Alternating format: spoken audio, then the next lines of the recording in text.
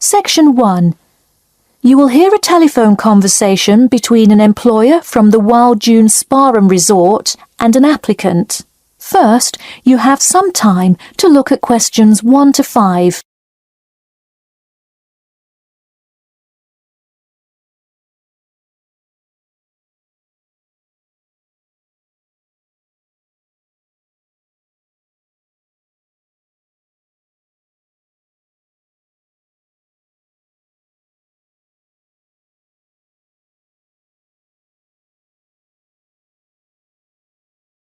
You will see that there is an example which has been done for you. On this occasion only, the conversation relating to this will be played first. Hello, is this John Murphy? Hi, yes it is. Hi John, this is Ed Heisenberg from the Wild Dune Spa and Resort, calling about your application for our lifeguard position. Do you have a few minutes to talk? Yes, absolutely. The employer says that he is calling about the application for their lifeguard position. So, lifeguard has been written in the space. Now we shall begin. You should answer the questions as you listen, because you will not hear the recording a second time. Listen carefully and answer questions 1 to 5. Hello, is this John Murphy? Hi, yes it is. Hi John, this is Ed Heisenberg from the Wild Dune Spa and Resort, calling about your application for our lifeguard position. Do you have a few minutes to talk? Yes, absolutely. Great, could you give me your address? Sure. My address is 45 Elsinore Court. I'm sorry, was that Eleanor? Could you spell that for me? Sure, it's Elsinore. E-L-S-I-N-O-R-E. Okay, thanks. And is this the number we should reach you at in the future? 099885767? No, that's my home phone. But let me give you my mobile number instead. 077 896 245. Call me on that one. Okay, I'll make a note of that. Could you tell me your availability? Sure, I'm usually available during afternoons or weekends. I'd prefer not to be scheduled on weeknights because I work part-time as a waiter. That shouldn't be a problem, since we don't stay open very late anyway. And do you have any other employment experience? Yes, I've worked at a few other places. I was the baseball coach at Richmond High School last season. I see.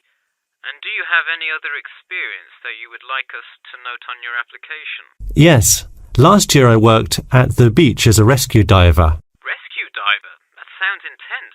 Well, it's really just like being a lifeguard, except in the ocean instead of pool. So kind of like being a lifeguard at the world's largest pool. I see. Before you hear the rest of the conversation, you have some time to look at questions 6 to 10.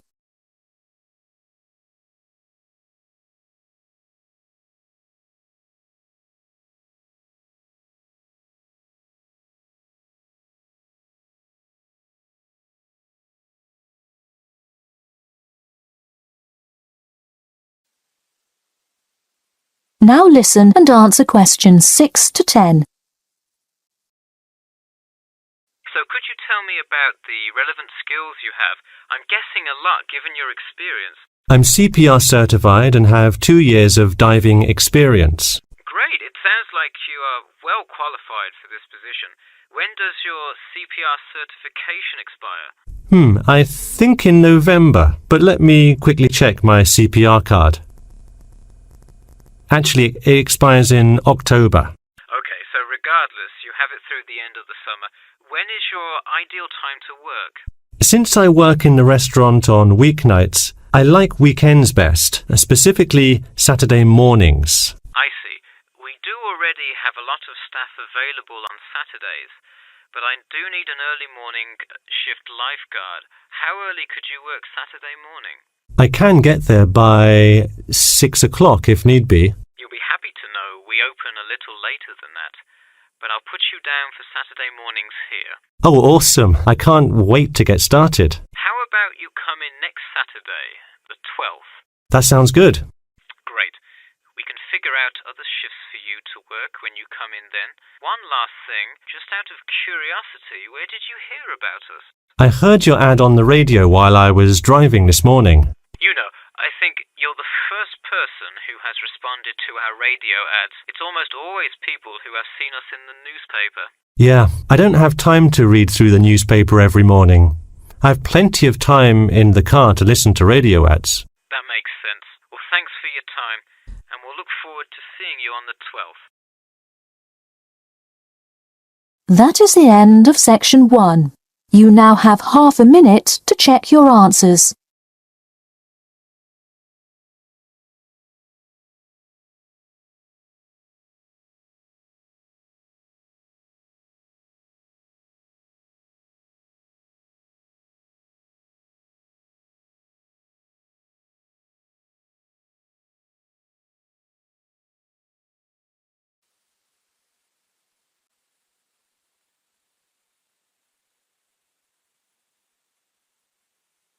Now turn to section 2. Section 2. You'll hear part of a free class about safety around campus. First, you have some time to look at questions 11 to 14.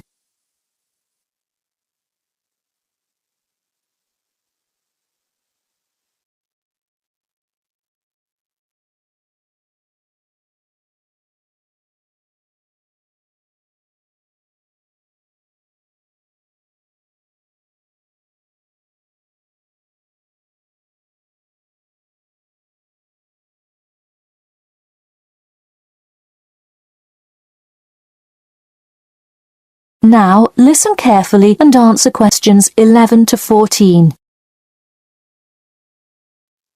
Good evening. I'm Geoffrey Miller from the University of Nottingham Student Union, and in this week's free class, Carlos Garcia is going to tell us about safety around campus. Over to you, Carlos. Thank you, Geoffrey, and thank you all for your attendance today. Also, I'd like to thank the Student Union here at the university for organising this lecture.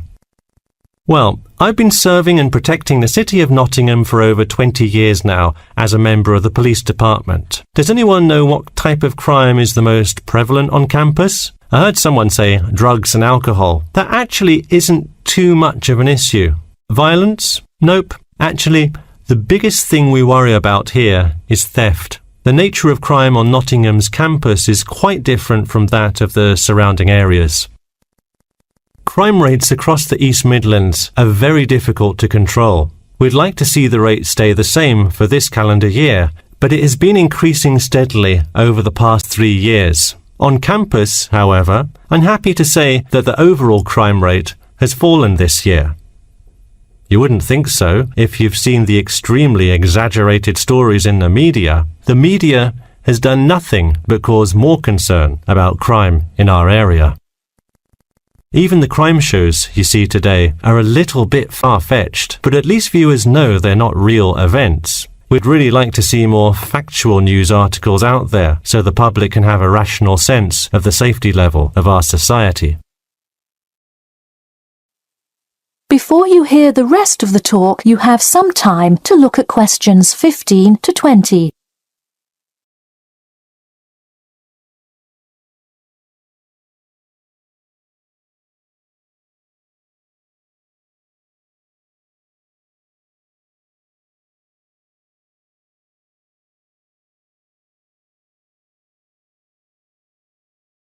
Now listen and answer questions 15 to 20. Okay, let's move on to what to do when you see a crime. Do not get involved if at all possible, and do not draw too much attention to yourself by running away in a conspicuous manner. Though most likely, and hopefully, you will not have to experience this situation, if you are being mugged, please do not try to resist. Instead, be compliant and seek help after the incident. Like I said, though, it is highly unlikely that you will find yourself amidst a crime, but it is important to be prepared should it ever happen. We find that educating students and staff on the correct precautions to take is the best way to increase your safety. Just remember to be smart when you're out late at night and avoid any area or person that looks suspicious. I know it sounds obvious, but I cannot stress this enough. It's also not a bad idea to have your mobile phone with you at all times, but be careful. If you're chatting on your smartphone on your way home, you're a prime target for thieves. I'd like to see a show of hands. How many people have left work or the library after 10 p.m. to go home before? A lot of you, right? If you do have to go home late at night, please don't walk home alone. More often than not, there's someone there that will be walking the same direction as you at some point. Walk home with a friend or co-worker. Even if you must use your phone to call someone that's nearby to walk with you, it's always safer to walk home with someone. So when you're walking home, you may feel more comfortable with some sort of self-defense, such as pepper spray. Now, it's your call whether you want to carry something like this or not. However, I absolutely advise against carrying a knife or any other offensive weapon. All too often, they can be used against you if you're disarmed, putting yourself in more danger. For all those interested, the Recreation Centre offers a free self-defense class to all students every Thursday evening. While obviously an introductory self-defense class may not equip you to fight off villains like a regular superhero, it does come in handy sometimes. After taking a self-defense class, you'll surely be more aware of possible dangers and how to deal with them. So hopefully now you have a more complete understanding of the nature of crimes committed on your campus and how to avoid being a victim. I know most students at the University of Nottingham are not the criminal types, but remember that there is no barrier like a wall or something keeping non-students out. There's no army force securing the borders, and I doubt anyone wants it that way. The campus is generally a safe place, but it's not immune to small crimes once in a while. All right, that's all I have to say for today. Stay safe. That is the end of section 2. You now have half a minute to check your answers.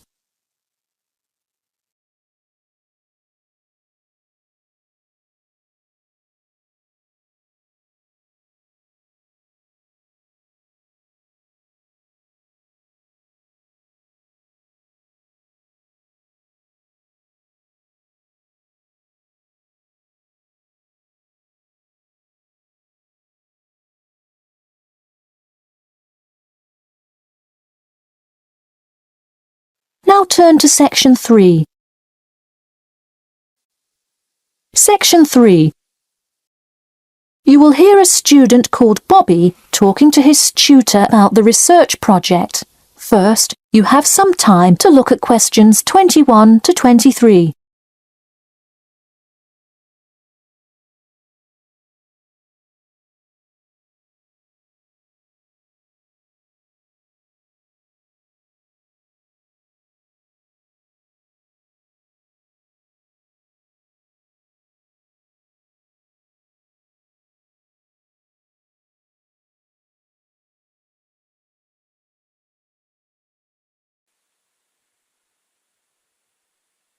Now listen carefully and answer questions 21 to 23. Hi Bobby, go ahead and sit down. Tell me about your research project. Well, I decided to research football and keys for success on a football team. That sounds great. What are the guidelines for the test? Did the teacher talk to you about it in class? No, everything is on a handout that was passed out. It says that the first draft is due at the end of next week and the second and third are due later on in the month. I don't understand why we have to keep revising and fixing it. Is this assignment really that important? Well, this project is a major requirement for passing 11th grade English and will go on your permanent record. Oh, really? Does that mean it will affect what English level I am placed in next year? Well, not exactly. You need a good grade to move on, but it is your overall grade and teacher recommendation that determines what level of English you are placed in next year. Anyway, tell me about your topic choice. Do you play football? Well, actually, it's because my father loves the sport. He watches it every weekend. Cool. It's a good idea to report on something you're interested in. Before you hear the rest of the talk, you have some time to look at questions 24 to 30.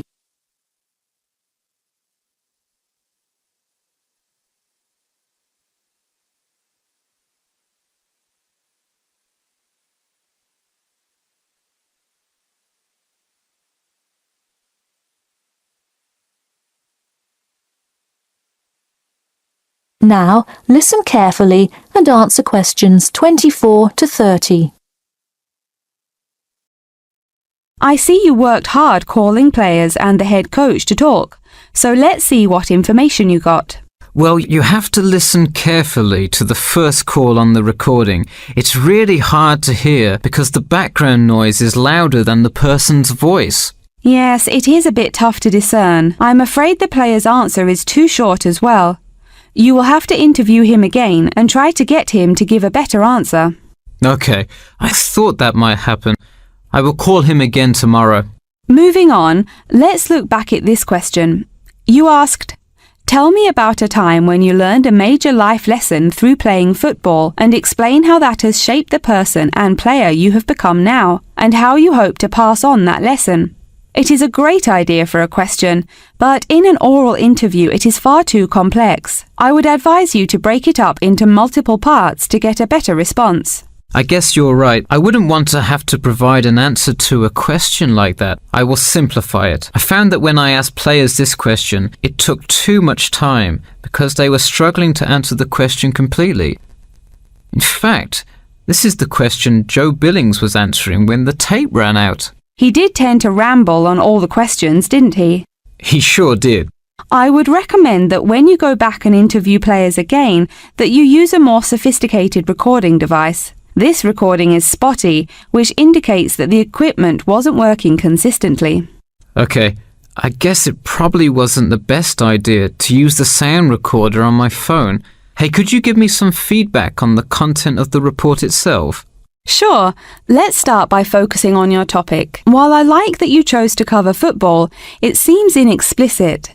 The keys for success of a player and team is quite an interesting topic, but what is your thesis? That is to say, what conclusions can you draw from your research? I would suggest coming up with a strong thesis statement and then shaping your report based on that. Is it really too vague? I put a whole lot of facts into it. I list the top 10 goal scorers in football history and later on provide statistics for a few of the most famous coaches and their records as coaches. I think that's great that you included these facts, but I think you focus too much on the facts and not enough on connecting these facts to make your point. Ah, I see. Okay. So it looks like I have quite a bit of work to do before the deadline. That is the end of section 3. You now have half a minute to check your answers.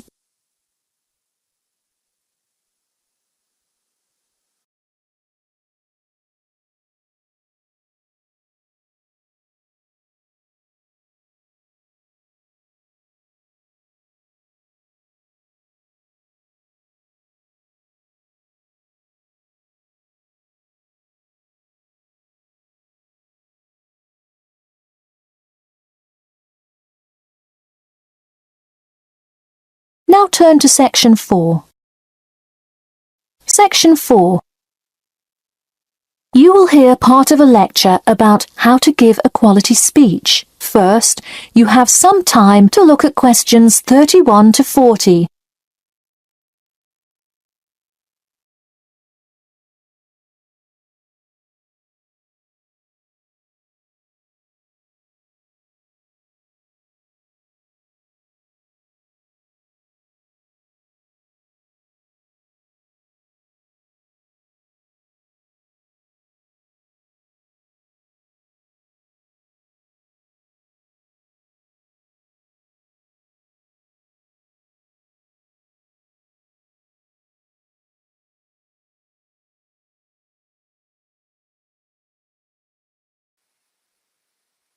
Now listen carefully and answer questions 31 to 40.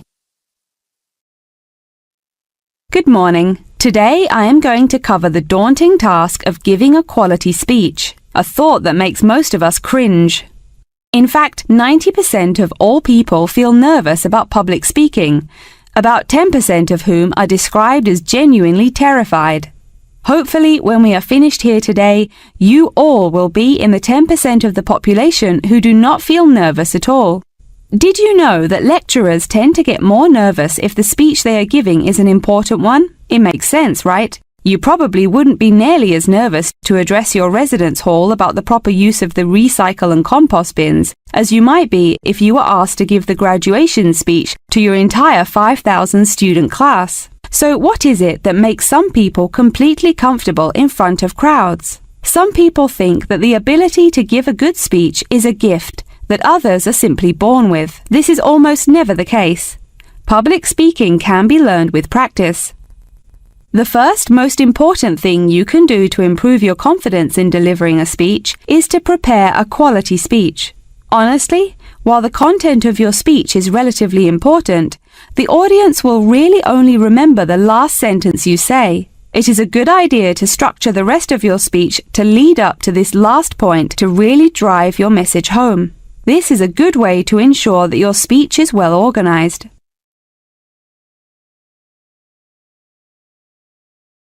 Once you are confident in the quality of the speech you have written, the rest is just about your stage presence. Let's go through some do's and don'ts of public speaking. First, you want to command the attention of the room. Do not, I repeat, do not proceed with your speech until the audience is paying attention. Even Martin Luther King Jr.'s I Have a Dream speech wouldn't have made any difference in the world without the undivided attention of his audience. To continue with the I Have a Dream example, one of the reasons that MLK was such an effective orator was his ability to speak with passion and engage with his audience. That sort of charisma does not come from reading straight from paper. Don't get me wrong, it is a good idea to write your main ideas down on a note card, sheet of paper or something. But one factor that will consistently lead to a boring, forgettable speech is writing down your entire speech. Do not write your full speech down. If you are constantly reading your paper, you are not making eye contact with your audience, and thus failing to really express the feeling that goes with your ideas. I advise you write 1 or 2 ideas, so if you suddenly draw a blank, you have something to jog your memory. If you've written a good speech that you believe in, those ideas should be sufficient to keep you on track.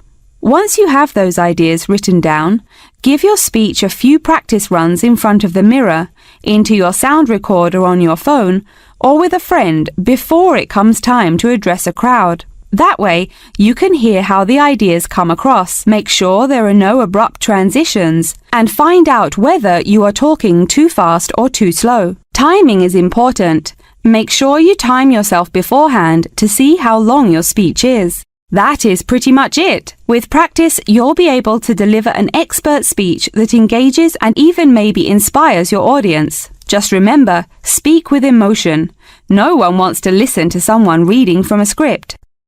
As I come to a close in my speech, I'll point out that I have employed all of these tips that I have covered. I practiced my speech ahead of time and timed it, and I can even show you my one small index card with just 3 simple bullets on it.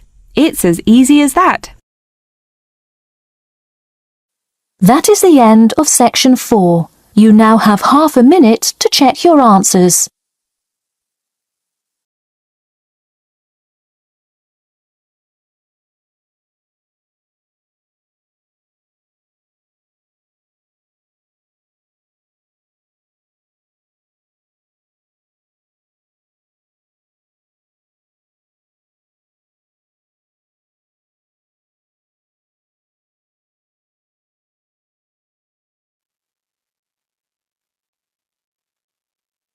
That is the end of the listening test. In the IELTS test, you will now have 10 minutes to transfer your answers to an answer sheet.